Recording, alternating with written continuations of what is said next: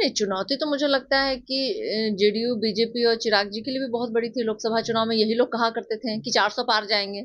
350 नीचे तो कोई बोलता ही नहीं था। 303 पे पिछले बार थे ये लोग, इस बार तो 400 पार लगा रहे थे ये लोग। तो क्या हुआ, 400 पर तो ये कमजोर हुए हैं। आज वो भी संतुष्ट नहीं है अपनी सरकार से, क्योंकि वो जान रहे हैं कि ये लंबी रेस के घोड़े वाली सरकार तो है नहीं, कभी भी ये धराशायी हो सकते हैं। कौन सी कॉन्स्टिट्यूंसी से, कौन सी पार्टी से कौन प्रत्याशी होगा, ये तो निर्णय बैठ करके लिया जाता है। अब कयासों पे हम बात नहीं करते हैं, क्योंकि हम आधिकारिक ही पुष्टि करते हैं पार्टी की तरफ से, तो मैं कयासों पे बात नहीं कर सकती। अब मैंने तो देखा है कि जेडीयू पिछले विधानसभा में बहुत ही पुअर परफॉर्मेंस में रही, महज मतलब तीसरे नंबर की पार्टी बन के उभरी थी। नमस्कार, लाइव बिहार देख रहे हैं आप। मैं हूं आपके साथ संजीव सिंह। देखिए, 10 जुलाई को रुपोली विधानसभा उपचुनाव होना है, जिसके लिए तारीखों का ऐलान कर दिया गया है और साथ ही साथ उनके लिए नामांकन की जो तिथि है उसका भी ऐलान कर दिया गया है। 14 जून से लेकर के 21 जून तक नामांकन होना है। इस बीच बीमा भारती की खूब चर्चाएं हो रही है। वही बीमा भारती जो कुछ दिन पहले जेडीयू छोड़ करके आरजेडी में आई थी और पूर्णिया से लोकसभा का चुनाव लड़ी थी और हार गई थी, और खूब इन दिनों उनकी चर्चाएं हो रही है कि जेडीयू छोड़ के आरजेडी में आई। किसी क्या इस बार रुपोली से वो विधानसभा चुनाव लड़ेगी, आरजेडी क्या उनको उम्मीदवार बनाएगी। इसी तमाम मुद्दे पर बातचीत करने हम पहुंचे हैं। हमारे साथ बात करने के लिए आरजेडी प्रवक्ता सारिका पासवान जी है। क्या कहेंगे? बीमा भारती तो जेडीयू छोड़ के आप लोग के साथ आई है, सांसद का चुनाव लड़ी, अब तो वहां से भी हार का सामना करना पड़ा। अब आगे विधानसभा का चुनाव है, क्या आप लोग उम्मीदवार बना रहे हैं? देखिए, कई जगहों पे हुआ इस बार 2024 के लोकसभा चुनाव में, और कई सीटें अभी जो है विधानसभा की वो खाली हुई हैं। अब उन विधानसभा चुनाव जो अभी तारीख जिसकी घोषणा भी हो गई है, अब वहां से कौन प्रत्याशी बनाए जाएंगे, वो तो पार्टी के शीर्ष नेतृत्व निर्णय लेते हैं। अभी तक हमारे पास वो सूची नहीं आई है कि हमारे पार्टी की तरफ से वहां से कौन प्रत्याशी होंगे। निश्चित रूप से उसकी जानकारी आपको हम लोग जल्दी देंगे, जैसे ही प्रकाशित होगी सबसे पहले आप लोगों को बताया जाएगा। और मुझे लगता है कि पार्टी निर्णय ले लेगी, क्योंकि तिथि का घोषणा हो गया है, तो बहुत जल्द आपके समक्ष होगा। कहा जा रहा है कि पप्पू यादव दिल्ली गए, प्रियंका गांधी से मुलाकात की, मल्लिकार्जुन खड़गे से भी मुलाकात किए हैं, बातचीत हुई है कि पूर्णिया लोकसभा चुनाव को लेकर के भी और बीमा भारती को लेकर के बात हुई है कि जिस प्रकार से वो लोकसभा चुनाव में अगर बात करें रुपोली विधानसभा क्षेत्र से महज 10,000 वोट ही ले पाई है, और अगर वहां से चुनाव लड़ती है तो वो हार सकती है। इसीलिए पप्पू यादव हो सकता है कि कांग्रेस से जो है किसी उम्मीदवार को खड़ा करवाएं। इस पे आप क्या कहेंगे? देखिए, मुझे इसकी जानकारी नहीं है कि पप्पू जी ने क्या बातें की, क्या नहीं की। और मुझे लगता है कि हमारे महागठबंधन में कई दलें हैं, और कौन से कॉन्स्टिट्यूंसी से कौन सी पार्टी से कौन प्रत्याशी होगा, ये तो निर्णय बैठ करके लिया जाता है। अब कयासों पे हम बात नहीं करते हैं, क्योंकि हम आधिकारिक ही पुष्टि करते हैं पार्टी की तरफ से, तो मैं कयासों पे बात नहीं कर सकती हूँ। और कौन क्या किन विषयों पे क्या बात कर रहा है, मुझे लगता है सबको स्वतंत्रता है।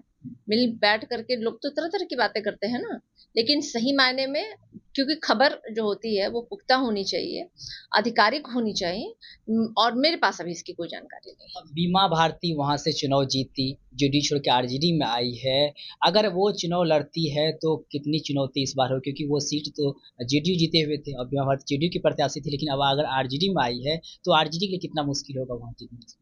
नहीं नहीं, देखिए, आप अगर आंकड़ों को देखें, जिस तरीके से लोकसभा में अभी बिहार के संदर्भ में मैं बोलूं, तो राष्ट्रीय जनता दल के वोटों के प्रतिशत में बढ़ोतरी हुई है। सिर्फ और सिर्फ राष्ट्रीय जनता दल को 23% की वोट की बढ़ोतरी हुई है, कांग्रेस को अलग 6% की बढ़ोतरी हुई है, और भी अन्य दलें थी, सबके ही वोटों के प्रतिशत में बढ़ोतरी हुई है।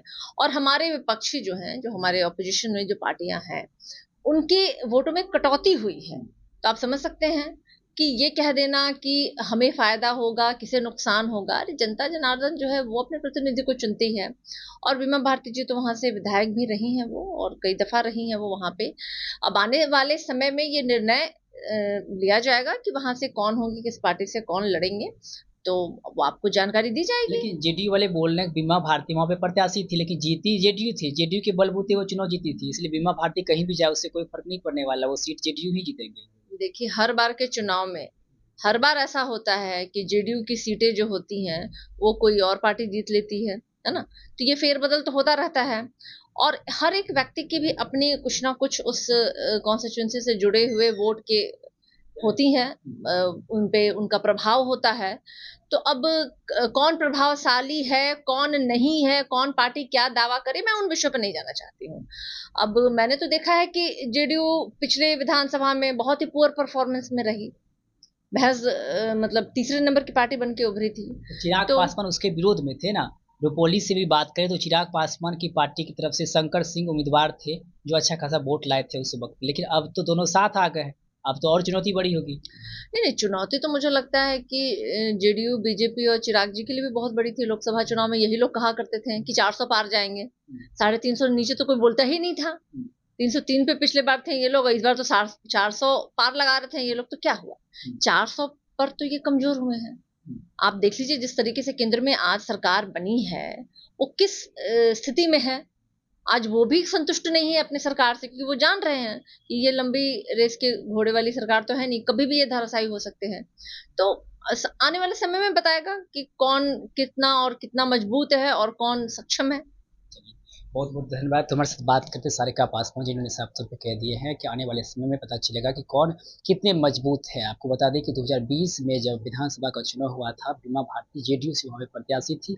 उस वक्त लोजपा रामविलास की तरफ से भी शंकर सिंह को उम्मीदवार बनाया गया था, जो कि एक अच्छे खासे वोट लाए थे, लेकिन तमाम दोनों पार्टी के रहते हुए भी आरजेडी वहाँ से चुनाव हार गई थी। यानी कि लोजपा भी लड़ी थी और जदयू भी थी उम्मीदवार इनकी तरफ से भी, लेकिन आरजेडी फिर भी चुनाव हार गए थे इस बार। लेकिन लोजपा और जेडीयू ये दोनों एक साथ हैं, तो आरजेडी के लिए कहीं ना कहीं चुनौती भरा वो सीट हो सकता है। लेकिन तमाम तरह की बात की हैं, दावे कर रहे हैं। अब देखने वाली बात होगी कि वो सीट किनके हाथ में जाते हैं। तमाम खबरों के लिए देखते रहे लाइव बिहार। बहुत बहुत धन्यवाद।